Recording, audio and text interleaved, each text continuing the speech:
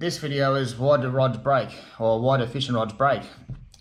And the very simple fact is, it's not the fish or the snags, it's what you're doing with them, okay? So here we have, this is actually a T-curve rod, all right? And if you look at the T-curve, it's not the cheapest rod, these are rather expensive, but this one here is a carbon fibre rod. And the difference is, with a carbon fibre rod, the way they're made, they're a little bit more durable.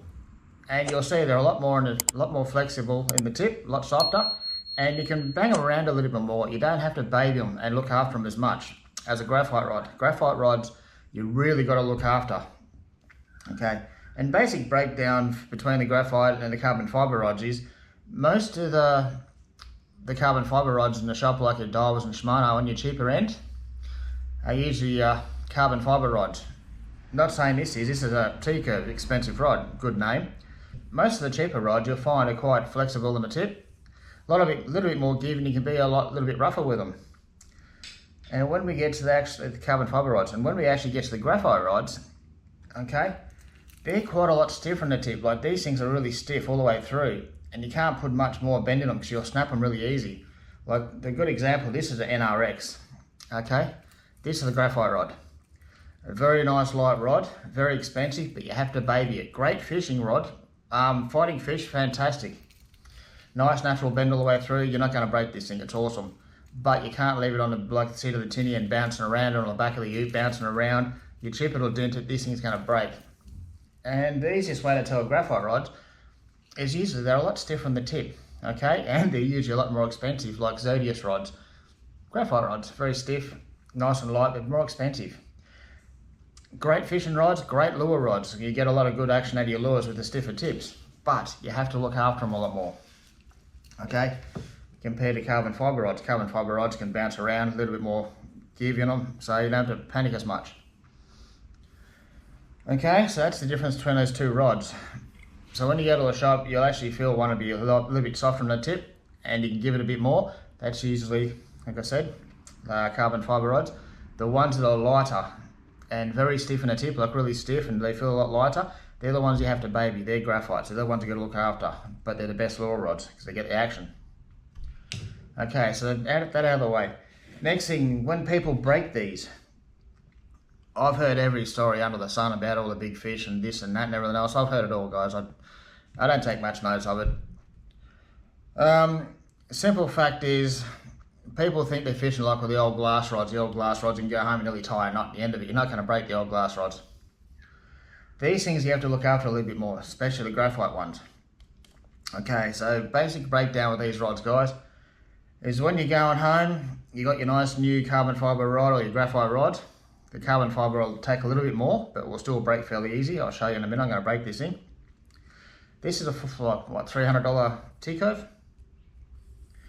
Okay, what I noticed with a lot of guys fairly new to fishing, I think they know what they're doing with rods, they'll go home, the line's through, they'll grab your lure, they bend the rod around, okay, and put the lure on there, leave the rod bent or bend it around. You do much more than this, it's going to break. If you do this on the graphite rod, you're just going to snap the tip off straight away every time, okay? So when you're putting your hook or your lure or something back on your guides down here, make sure the line's slack, the rod stays tight. So undo your drag, pull the lure out, put it on there, just do it up, then just go down to your, I'll do it on the other rod. Okay, this is the graphite rod. I've got my lure on there. You can see the rod straight all the way through, right? So what I'm going to, I want to hook my lure back up. So it's not going to reach there. I'm not going to pull the tip around, guys. I'm going to pull the line out until it's about where I want it. I'm going to hook the lure on like so, keep the rod straight, and then just a couple of twists, and there you go. Rod's still straight, lure's hooked up. Didn't bend the rod at all. Don't bend the rod, okay? Second thing is with these things, after that, people get snags, okay? And I've seen people down the beach, they get the snags and they're ripping the rods.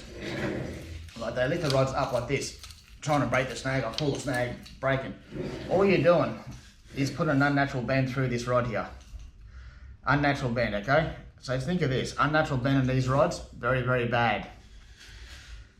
Natural bend, or fighting a fish, using the whole rod, very, very strong, not going to break it. You really lay onto them. But unnatural bends, like lifting up and just bend the top half of the rod with a snag or pulling your hook and thing, you're just bending the tip of the rod. And that's where people are breaking their rods all the time. They're breaking the rods doing that. Deadlifting certain fish or on certain rods, trying to deadlift. If you're lifting too much weight out of the water, it's what we call deadlifting, you're going to snap the tip off.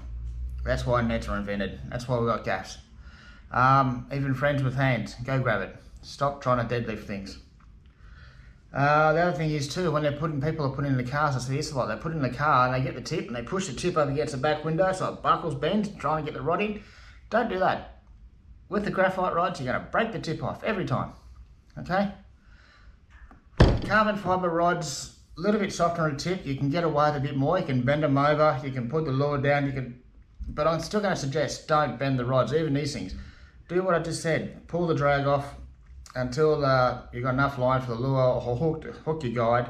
Then just twist with your hands and keep the rod straight. Try not to bend them. And when you get snags, don't do this with any rod. Okay? Point the rod at the snag and walk backwards. Or if you haven't got room to walk backwards, put your hand on the spool and just pull backwards. Or get a friend to go up, or if you can, grab the line and pull up. Don't use a rod. Okay? Do not use a rod. Just use your hands on the line or just pull backwards and keep the rod straight. Don't use a rod. Use a reel, use a pair of gloves, whatever. Just don't use the rod to break it off. Okay, and when you go to put them in cars, if your car's too small, buy a two-piece. Otherwise, buy some sort of a tube and hang it on the outside of the car on a roof rack or something. Try not to bend them as you're getting them in, because you're going to break them every time. Okay, so that's basically it. This goes for all rods. Glass rods will break as well. Nowhere near as easy. You can be a lot more rough with a glass rod and bend the tips around, everything else, but they will break, but you can do a lot more with them. Carbon fibre rods, you can give a bit, you don't have to baby it as much, okay?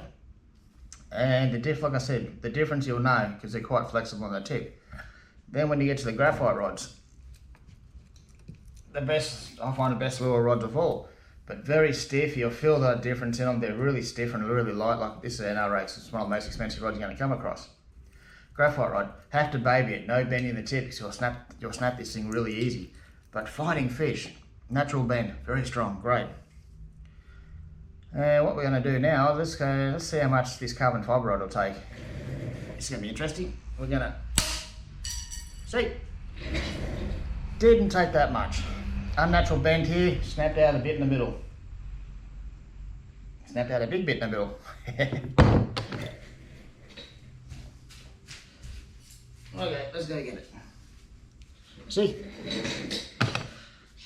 See, when I've done that, you're trying to pull the rod back around. I was trying to pull it back around.